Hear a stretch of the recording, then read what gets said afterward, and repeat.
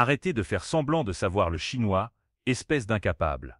Le colonel Darnell Harris arracha les documents des mains de la femme de ménage, Alia Johnson, sous le regard étonné des soldats. « Je peux traduire ces papiers, mon colonel », dit-elle d'une voix douce mais ferme, essayant de ne pas trembler malgré la tension dans l'armurerie. Le colonel la regarda avec mépris. « Vous ? Mais vous passez vos journées à nettoyer les sols et les toilettes. Comment pourriez-vous comprendre ces documents militaires ?» Un éclat de rire cruel parcourut la pièce. Les soldats se moquaient ouvertement, certains pointant du doigt Alia, d'autres secouant la tête en signe de dédain. Elle sentait leur regard peser sur elle, plein de jugement et de mépris, mais elle ne bougea pas. Alia inspira profondément. Son cœur battait fort, mais son visage restait calme. Elle se redressa, tenant les documents contre sa poitrine. « Je ne prétends pas être quelqu'un d'autre que ce que je suis, » répondit-elle doucement, mais avec une force qui fit taire les rires. « Mais mes compétences ne se limitent pas à passer la serpillière. Je peux traduire ces documents correctement. » Un silence surpris s'installa. Même les soldats, habitués à voir les subordonnés intimidés, étaient étonnés par sa détermination. Le colonel fronça les sourcils, une lueur d'intrigue dans le regard, mais il garda sa voix sèche. « Très bien, alors montre ce que tu sais faire. » Alia s'agenouilla légèrement pour ramasser un petit tabouret, posa les documents et commença à lire. Ses yeux glissaient sur les caractères étrangers avec concentration. Les mots prenaient un sens sous sa voix claire, chaque phrase traduite révélait des informations importantes que personne dans la pièce n'avait anticipées. Elle parlait lentement, avec précision, et chaque mot semblait redresser un peu plus sa dignité face au mépris. Les rires des soldats se transformèrent en murmures hésitants. Certains échangèrent des regards embarrassés, réalisant qu'ils avaient jugé trop vite. Le colonel Darnell Harris, lui, sentit un mélange de surprise et d'irritation. Alia ne montrait ni peur, ni colère, seulement une maîtrise totale de ses émotions et de ses compétences. Dans cette armurerie, au milieu du ridicule et de l'humiliation, Alia Johnson fit bien plus que traduire des documents, elle imposa le respect. Sa dignité immuable, et son calme démontraient que l'on pouvait être sous-estimé et méprisé, mais garder sa force intérieure, même face à la moquerie publique. Le lendemain matin, Fort Harrison s'éveilla sous une atmosphère inhabituellement tendue. Le colonel Darnell Harris était assis à son bureau lorsqu'un messager frappa et déposa une enveloppe épaisse. Le sceau officiel trahissait l'importance des documents qu'elle contenait. Avec un mélange de curiosité et de méfiance, Darnell rompit le sceau et déplia les papiers. À mesure qu'il parcourait les feuilles, son visage se durcit. Ces documents n'étaient pas ordinaires, ils provenaient de la Chine et portaient la mention confidentielle, stratégique. Darnell sentit son cœur s'accélérer. La responsabilité qui pesait sur ses épaules semblait soudain écrasante. Il savait que chaque seconde comptait, et que toute erreur dans la traduction pourrait avoir des conséquences désastreuses. Il appela immédiatement ses contacts habituels, traducteurs militaires, experts en langues asiatiques, universités spécialisées, mais partout, la même réponse l'attendait: nous ne pouvons pas aider immédiatement. Même le consulat chinois était débordé, et incapable de fournir un traducteur en urgence. Le colonel se leva et commença à faire les 100 pas dans son bureau, serrant les documents contre lui. La panique, qu'il essayait de contenir, commença à monter. Les murs de Fort Harrison semblaient rétrécir, et chaque tic-tac de l'horloge martelait son esprit. Combien de temps avant qu'une attaque soit déclenchée? Qui allait être responsable si une erreur se glissait dans l'interprétation de ces informations? Il jeta un regard nerveux autour de lui. Les soldats, habitués à le voir maître de la situation, le regardaient désormais avec inquiétude. La tension était palpable. Des questions tourbillonnaient dans son esprit. Pourquoi ces documents sont-ils arrivés maintenant? Pouvons-nous faire confiance à nos canaux de renseignement? Et si l'ennemi savait que nous n'avons pas encore traduit ces informations?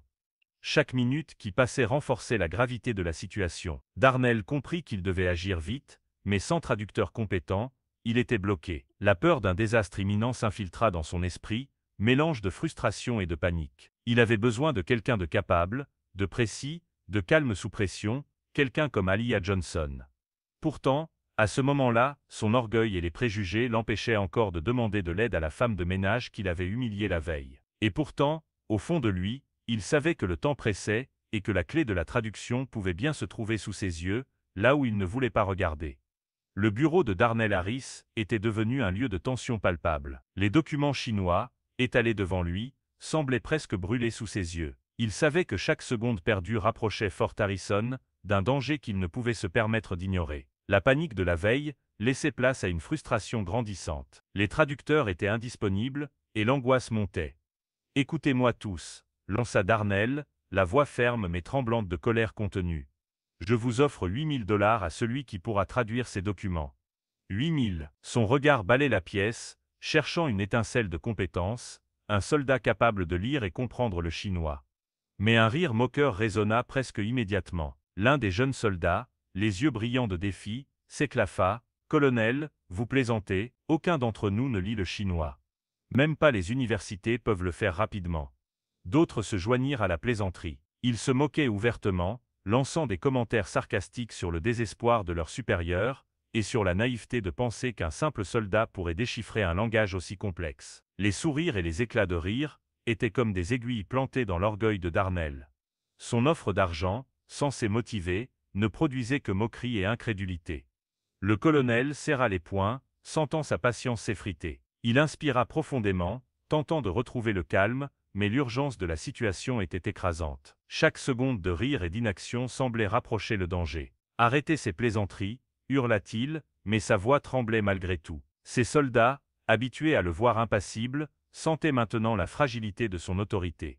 Darnell fit le tour de son bureau, le regard sombre, scrutant chaque visage. Il voyait le doute et l'incompétence, mais aussi la peur de l'inconnu. Le désespoir l'engloutissait peu à peu. La responsabilité du commandement pesait lourdement sur ses épaules. Il se rendait compte que malgré tout son autorité et son rang, il était impuissant face à un simple problème de traduction. À ce moment-là, la panique commença à se transformer en colère froide. Le colonel comprit qu'il devait trouver une solution, et vite. Il ne pouvait plus se fier à ses soldats. Le temps pressait, et le danger se rapprochait. L'angoisse d'un désastre imminent menaçait de le faire perdre totalement le contrôle. Et au fond de lui, une pensée persistante le troublait. Il savait qu'il existe peut-être quelqu'un capable de l'aider, quelqu'un qu'il n'aurait jamais imaginé jusqu'ici. Le bureau, encore rempli des rires moqueurs des soldats, devint soudain un espace de silence étrange. Aliyah Johnson, jusque-là immobile, s'avança avec une lenteur mesurée, le calme apparent sur son visage, contrastant avec la tension qui électrisait la pièce. Tous les yeux se tournèrent vers elle. Même Darnell, surpris et méfiant, sentit une étrange lueur d'espoir se frayer un chemin dans son esprit. « Colonel, » dit Aliyah d'une voix douce mais ferme, « je peux traduire ces documents. » Un rire moqueur éclata presque immédiatement. « Toi, » ironisa un soldat en se tenant les côtes, « tu nettoies les planchers, et tu nous traduis le chinois? Arrête ton cinéma. » Darnell fronça les sourcils, prêt à réprimander la moquerie, mais Aliyah ne se laissa pas intimider. Elle posa les mains sur les papiers, ses yeux parcourant les caractères complexes avec une précision surprenante. Les soldats, amusés au départ, commencèrent à sentir un frisson d'incrédulité parcourir leurs rangs. Les mots chinois qu'Aliyah lisait semblaient glisser de ses lèvres avec une fluidité qui déconcertait tout le monde. Chaque phrase traduite sonnait juste, exacte et claire. L'ambiance dans le bureau changea instantanément, les rires disparurent, remplacés par un mélange de stupéfaction et de respect mêlé à la peur. Opération, Dragon Rouge, infiltration, Fort Harrison, autre base, à 18h. La voix d'Aliyah était calme, mais chaque mot frappait comme un coup de tonnerre. Darnell sentit son cœur se serrer. Le danger qu'il avait d'abord cru abstrait, devenait soudain tangible et imminent. Il regarda Aliyah avec un mélange d'émerveillement et de reconnaissance silencieuse. Les soldats ne savaient plus où se mettre. Certains baissèrent la tête, honteux de leur moquerie précédente. D'autres échangèrent des regards inquiets, réalisant qu'ils avaient sous-estimé celle qu'ils avaient toujours considérée comme seulement la femme de ménage. Darnell, encore sous le choc, s'avança vers elle. « Comment sais-tu ça ?» demanda-t-il, la voix tremblante de tension et de respect. Aliyah leva les yeux, sans arrogance, mais avec une détermination tranquille. « J'ai étudié plusieurs langues étrangères, colonel, y compris le chinois. Ce n'est pas seulement une compétence, c'est une passion.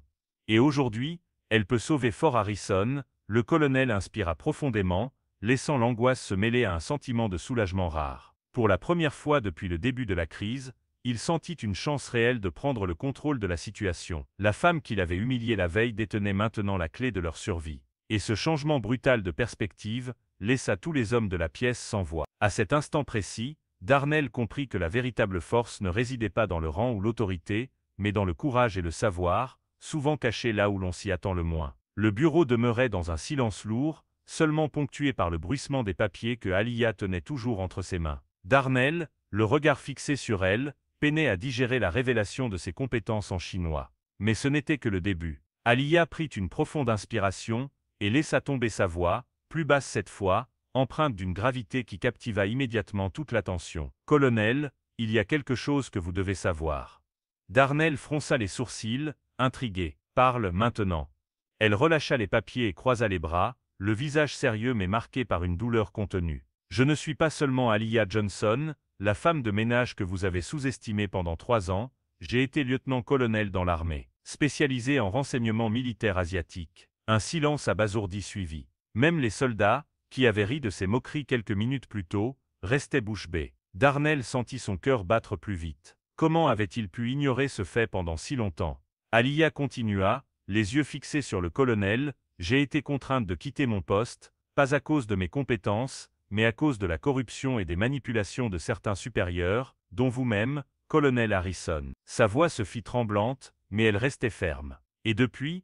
j'ai dû subvenir seul aux besoins de ma fille autiste, c'est pour elle que j'ai enduré chaque humiliation, chaque moquerie, chaque injustice. » Darnell sentit un mélange de choc et de honte l'envahir. 3 années. 3 années. 3 longues années à sous-estimer cette femme courageuse et talentueuse. Il se rappela ses rires cruels, ses ordres de nettoyage humiliants, et la manière dont il l'avait traitée comme une simple employée. Tout cela lui revenait maintenant avec une clarté douloureuse. Alia inspira profondément, comme si elle relâchait un poids invisible. « Je suis ici pour protéger Fort Harrison. Et aujourd'hui, je ne laisserai personne, pas même vous, colonel, mettre cette base en danger. » Darnell sentit sa gorge se serrer. Il comprit soudain que la véritable force n'était pas dans le grade ou l'autorité, mais dans le courage et la détermination silencieuse d'Alia. Celle qu'il avait méprisée pendant des années détenait désormais la clé de la survie de la base. Pour la première fois, Darnell vit Alia non pas comme une employée, mais comme une alliée, une femme d'une force et d'une résilience hors du commun. Et il sut qu'il devait changer son regard, rapidement, s'il voulait avoir une chance de contrer l'attaque imminente. Alia se tourna vers le tableau blanc du bureau, ses yeux brillants d'une concentration intense. « Écoutez-moi attentivement, » dit-elle, sa voix calme mais autoritaire, imposant le silence absolu autour d'eux. Les soldats et Darnell se rapprochèrent, suspendus à chacun de ces mots. « L'attaque qui se prépare n'est pas une simple démonstration de force, » commença-t-elle. « Il s'agit d'un plan parfaitement orchestré, visant à infiltrer 12 de nos bases principales, y compris Fort Harrison. » Elle pointa du doigt une carte militaire épinglée au mur, marquée de flèches rouges et de points stratégiques. « Les attaquants ne viendront pas en uniforme. Ce seront des civils, des employés, des techniciens, des visages que nous croirons familiers. » Darnell sentit un frisson lui parcourir l'échine. 12 bases, et il pensait que Fort Harrison pouvait rester isolé. Alia poursuivit, implacable. « Leur objectif principal est notre installation nucléaire.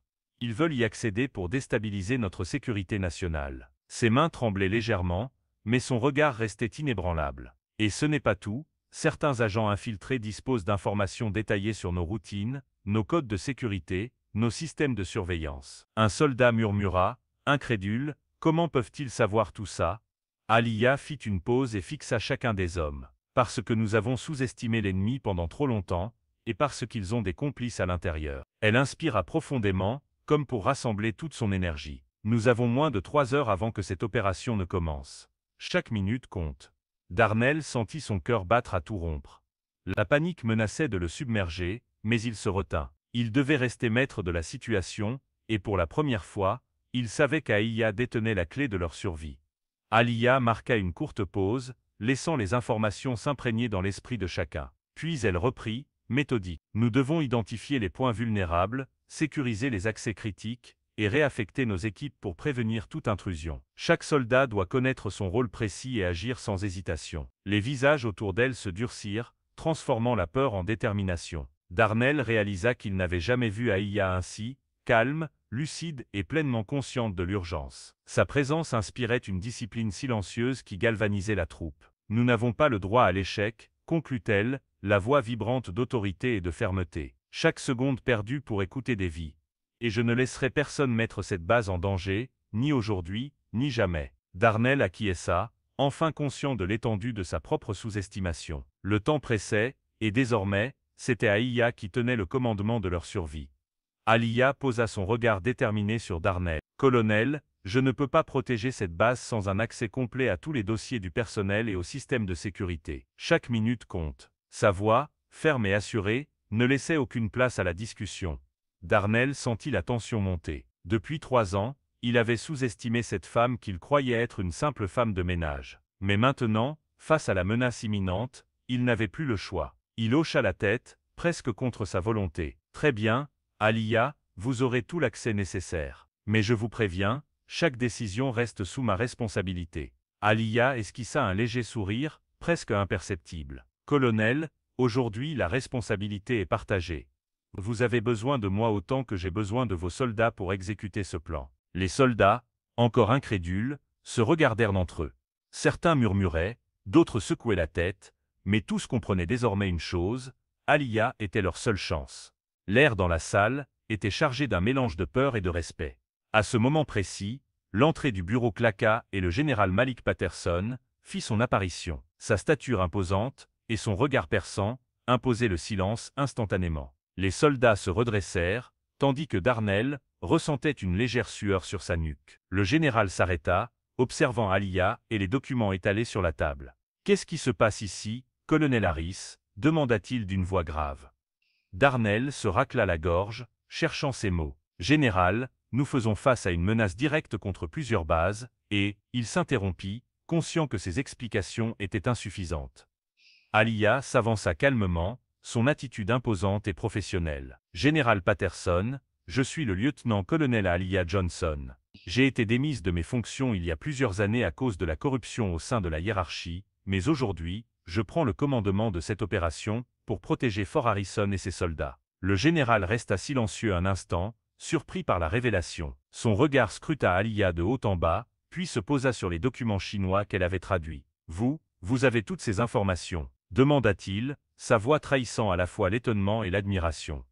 Alia hocha la tête, implacable. « Oui, général, et nous n'avons que quelques heures pour neutraliser la menace. Chaque décision que nous prenons maintenant déterminera la sécurité de cette base et de nos installations nucléaires. » Le général Patterson inspira profondément. Puis, avec un léger hochement de tête, il déclara, « Très bien, lieutenant-colonel Johnson, vous avez le contrôle total de l'opération. Faites ce qui doit être fait. » Les soldats échangèrent des regards, une nouvelle énergie parcourant la pièce. La peur avait laissé place à la détermination. Et pour la première fois depuis le début de cette crise, Darnell sentit un soulagement discret, Fort Harrison était entre de bonnes mains. Le général Malik Patterson observa Alia avec attention, puis posa une main ferme sur l'épaule de Darnell. « Colonel, vous avez entendu. Lieutenant-colonel Johnson reprend officiellement le commandement de cette opération. » Darnell sentit un mélange de frustration et de soulagement. Pendant 3 ans, il avait cru tout savoir sur Alia, la considérant comme une simple femme de ménage. Mais maintenant, face à la menace imminente, il comprit que son ego n'avait plus d'aucune importance. Il hocha la tête lentement. « Oui, général, je ferai tout ce qu'elle dira. » Alia inspira profondément, ressentant la lourde responsabilité qui pesait sur ses épaules. Chaque seconde comptait, elle jeta un regard aux soldats, puis à Darnell. « Très bien, première étape, nous devons identifier les 47 agents infiltrés. Ils se cachent parmi le personnel civil et militaire, chaque routine, chaque déplacement doit être analysé. » Elle se tourna vers les écrans de surveillance et commença à passer en revue les images. Les soldats, d'abord hésitants, s'organisèrent rapidement, suivant ses instructions avec une discipline nouvelle. Darnell s'approcha d'elle, prêt à mettre de côté toute fierté. « Que puis-je faire pour aider ?» demanda-t-il, sa voix pleine de respect cette fois. Alia lui tendit un dossier. « Vous allez m'aider à recouper les informations sur le personnel de Fort Harrison. Chaque anomalie, chaque absence inhabituelle doit être notée. Nous devons trouver notre espion interne avant qu'il ne provoque des dégâts irréparables. » Les heures suivantes furent intenses. Alia coordonna les recherches, supervisa l'analyse des caméras de sécurité, interrogea discrètement certains employés et vérifia les communications suspectes. Chaque information était cruciale, chaque détail pouvait faire la différence entre la sécurité et le chaos. Darnell travailla sans relâche à ses côtés. Il réalisa combien il avait été aveuglé par ses préjugés. La femme qu'il avait humiliée pendant des années était maintenant celle qui tenait la base entière entre ses mains. Sa compétence, sa lucidité et son calme dans la tempête inspiraient tous les soldats. Au bout de quelques heures, Alia fit un signe à Darnell. « Nous avons identifié plusieurs comportements suspects. Je veux que vous meniez l'interrogatoire de ces personnes sous mon supervision. Chaque mot compte. » Le colonel s'exécuta, étonné par sa propre transformation. Il n'était plus le chef de tout, Il était un relais, un exécutant, mais il sentait que pour la première fois, il servait réellement la sécurité de sa base. Enfin, Alia prit un moment pour respirer. Son regard se posa sur le plan de Fort Harrison affiché sur l'écran. Elle savait qu'il restait une mission encore plus délicate. Localiser l'espion interne avant qu'il ne transmette les informations critiques à l'ennemi. Chaque minute perdue pouvait coûter des vies. Le général Patterson, observant la scène, sentit une profonde admiration. Il savait que Fort Harrison avait trouvé sa meilleure défense. Alia n'était plus une simple employée déchue, elle était la force, le cerveau et le cœur de la base. Alors que le soleil commençait à décliner, la base entière était en ébullition, mais d'une manière nouvelle, déterminée, concentrée, prête. Alia, debout au centre de cette tourmente, dirigeait chaque mouvement avec la précision d'un stratège chevronné. Darnell et les soldats, conscients qu'ils avaient enfin trouvé leur leader, exécutaient chaque ordre avec un respect silencieux. Fort Harrison n'avait jamais été aussi prêt pour ce qui allait arriver. Et au cœur de cette préparation intense, Alia restait immuable, calme, déterminée, une tempête silencieuse prête à protéger tout ce qu'elle aimait. Le temps pressait. Alia parcourait les schémas de communication et les dossiers avec une concentration totale. Chaque nom, chaque déplacement, chaque appel suspect était analysé et recoupé. Les visages des infiltrés se dessinaient peu à peu dans son esprit, et elle savait qu'il ne restait plus qu'à agir vite pour éviter la catastrophe. « Nous avons localisé 47 agents infiltrés », annonça-t-elle d'une voix calme mais ferme. Les soldats, épuisés mais attentifs, se préparaient à intervenir sur chaque point sensible de la base. Alia prit une profonde inspiration. « Maintenant, il nous faut trouver l'espion interne. C'est lui qui pourra transmettre des informations vitales et compromettre toute la mission. » Tous les regards se tournèrent vers les bureaux principaux. Le doute planait dans l'air. Même Darnell, redevenu un allié déterminé, ressentait cette tension. Il savait qu'à tout moment quelqu'un qu'il connaissait depuis des années pouvait trahir la base et ses camarades. Alia parcourut une dernière fois les relevés. Un modèle subtil émergea, certaines communications passaient par un bureau précis. Son intuition, affinée par des années de renseignement, lui criait que l'espion se cachait là. Elle échangea un regard rapide avec Darnell. « Restez vigilants.